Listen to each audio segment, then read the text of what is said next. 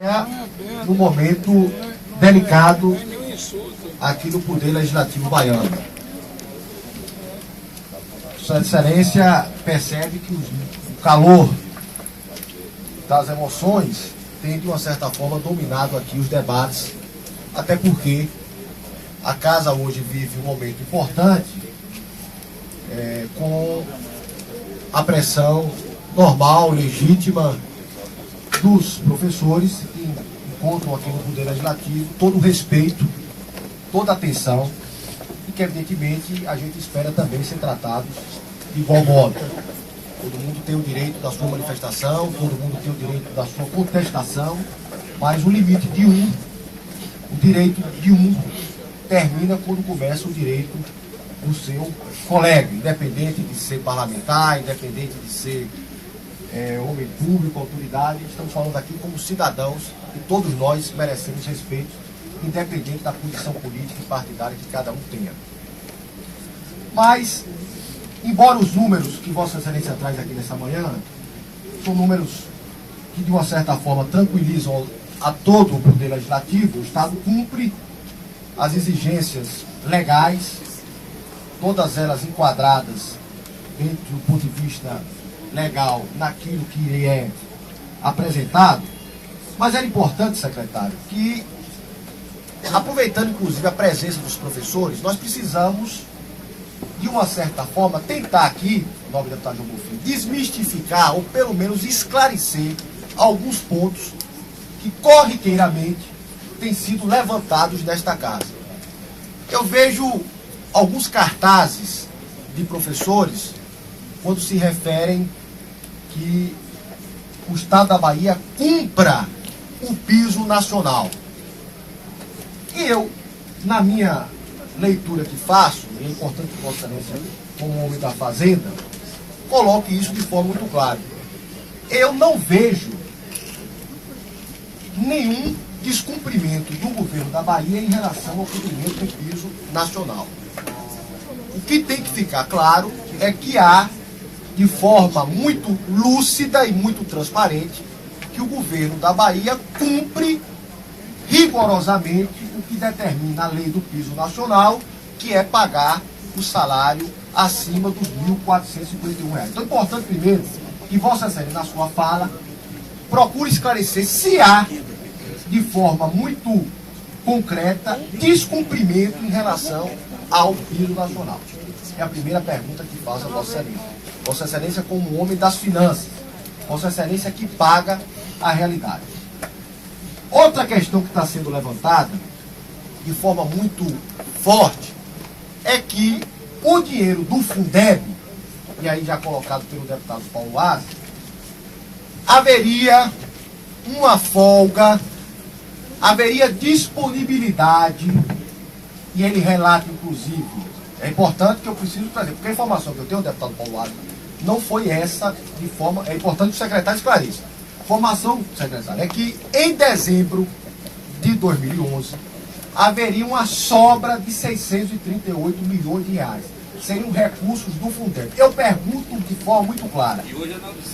Deputado Luciano, com a tranquilidade. É importante que a gente tenha essa... A informação que eu tenho é que esses 638 milhões que estavam registrados na conta do Fundeb necessariamente não são recursos do Fundeb. A informação que eu tenho é que existe uma conta única do Tesouro Estadual, que é e por onde passam todas as realizações de despesas e de créditos, e que por um erro contábil, até porque o Sicof por si só não teria competência de fazer essa modificação e que não teria gerado isso aí. Então é importante que vocês coloquem isso com muita clareza, porque é importante até para a gente poder distensionar esse problema com os professores. Porque na cabeça dos professores há uma sensação de que dinheiro existe, Claro que sim. recursos estão aí, e que não há, na verdade, vontade política do governador para cumprir o que eles pleiteiam, que é os 22,22. Então é importante, Vossa Excelência, aproveitar esta oportunidade para poder colocar isso de forma muito clara, para que os professores comecem a ter a noção exata do que de fato está ocorrendo. Outra pergunta que eu lhe faço a Vossa Excelência é em relação ao gasto com o pessoal nos últimos anos. A sensação que nós temos, até porque tem sido essa uma política do governador Wagner em relação à valorização dos servidores, que a cada ano o governo vem demandando mais recursos para poder honrar os seus compromissos com acordos celebrados, com as demais e diversas categorias do Estado. Eu queria que Vossa Excelência pudesse relatar, de uns 4 ou 5 anos para cá, qual tem sido os percentuais, de fato, pagos pelo governador em relação ao pessoal. Até porque eu vejo ali uma faixa colocando que a lei de responsabilidade fiscal permite reajuste acima do limite quando for imposição legal ou condição judicial. É verdade a frase, Vossa Senhoria. Mas o que tem que ficar claro é o seguinte: se não houver o cumprimento do piso, aí talvez sim houvesse essa normatização que poderia impor. Mas é importante, deputado Bonfim, que não há descumprimento legal. O governo da Bahia cumpre rigorosamente com o que defende a lei do piso nacional, que paga menos. O que os professores estão querendo é que os 22,22 fosse estendido a todos os níveis salariais. É isso que fica. Então, portanto, é bom que Vossa Excelência tenha essa oportunidade para poder especificar isso. Outro dado é que o Fundeb, e essa leitura não é de hoje, isso é do passado também, que inclusive é uma cobrança reivindicatória de todos os governadores, que por ser o Fundeb uma lei federal, e o governo federal teria que arcar com praticamente 100% dos custos, que a Bahia, além do que recebe do governo federal, vem aportando religiosamente, durante esses anos, valores substanciais para cumprir, para complementar o Fundeb. Eu queria que vocês pudessem retratar aí, nos últimos 4 anos, quanto tem sido o aporte do governo do Estado em relação aos valores do Fundeb no Estado da Bahia. Eu faço essas indagações porque é importante, até para poder distensionar um pouco esse movimento, que eu acho que entendo que está chegando de uma certa forma à exaustão, até porque, na minha concepção, na minha leitura, pelos números que eu possuo, não se trata nesse momento de boa vontade política ou desejo do governador em relação a poder bancar esses recursos dessa natureza. Nós estamos falando de uma perspectiva clara e o balanço mostra aqui que entre o limite prudencial e o estágio que está é em torno de 0,5%, isso daria em torno de 100 milhões de reais de folga, e os professores há de convir que 100 milhões, que você tem outras demandas de todos os setores, o governo já está fazendo um esforço muito grande. Agora era importante que Vossa Excelência tivesse a oportunidade de poder distensionar um pouco essa situação, colocar de forma muito franca, tranquila, serena, o que é que de fato está ocorrendo, até porque para amanhã não venham se falar, como já foi colocado aqui, de que haveria de fato 600 milhões, como colocou o deputado Paulo Arnes. É importante que você não coloque isso com a nitidez necessária para que a gente tenha a consciência, a tranquilidade de poder enfrentar a situação, mas ter consciência dos limites, né?